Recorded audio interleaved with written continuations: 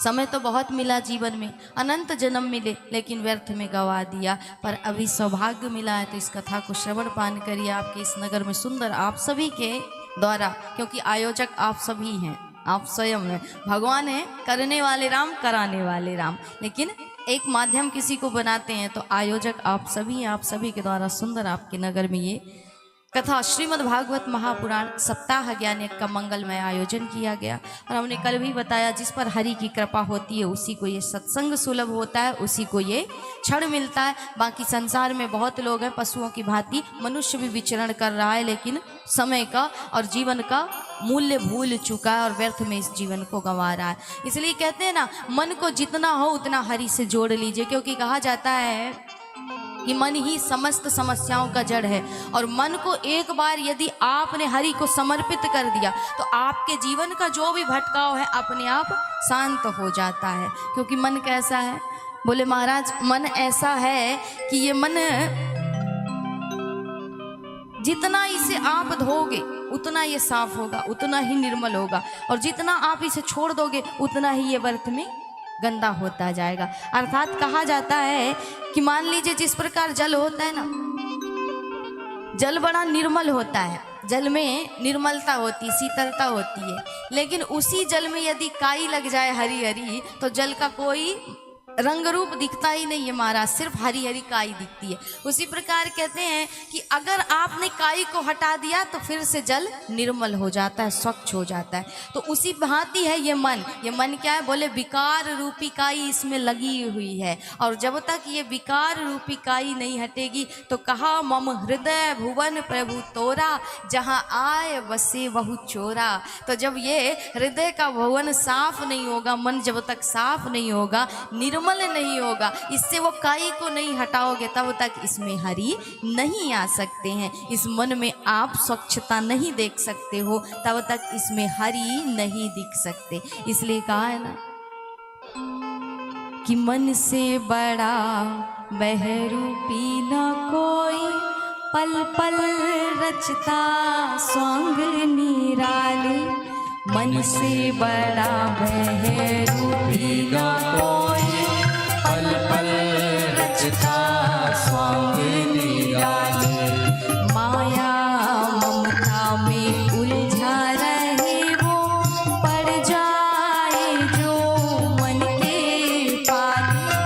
माया ममता में उलझा रहे वो, पड़ जाए जो मन के पाले।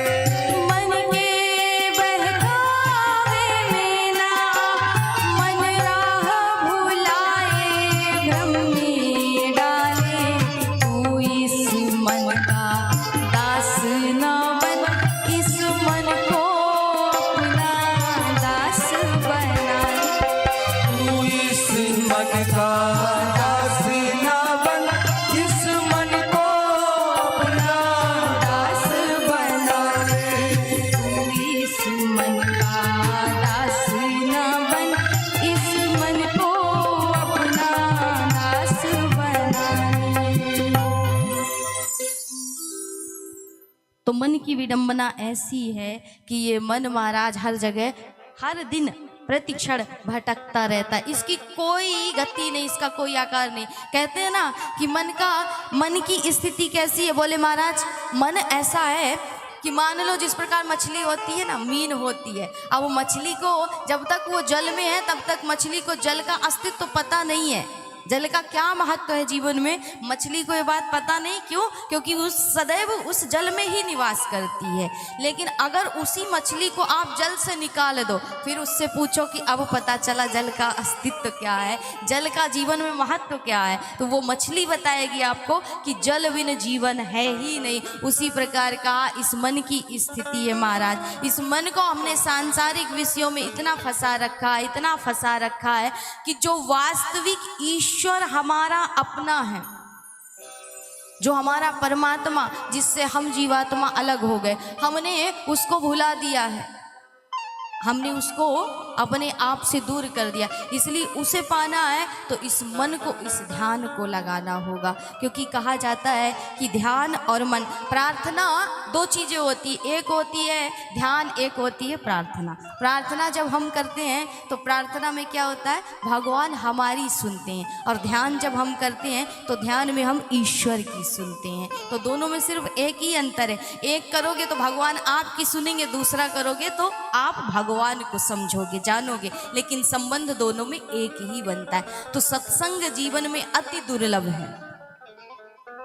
बोले महाराज, दुर्लभो मानुषो देहो देहि नाम क्षण भंगुरा, अर्थात अति दुर्लभ मनुष्य का शरीर, और मनुष्य का शरीर मिलने के बाद भी सत्संग सभी के भाग्य में नहीं होता है। जिसे हरि चुनते हैं वही सत्संग में बैठता है। कहते हैं जिसे संसार के लोग चुनते हैं वो सांसद में बैठता है, संसद में बैठता है महाराज, और जिसे भगवान चुनते हैं वो सत्संग में बैठता है। बस इतना ही अंतर है संसार और भगवान की लीला में, सिर्फ इतना ही अंतर है। तो जिसे साधारण मनुष्य चुनता है वो संसद में मंत्री बन जाता है, और जिसे ईश्वर चुन ले वो सत्संग का महामंत्री बन जाता है। बस इतना ही फर्क है।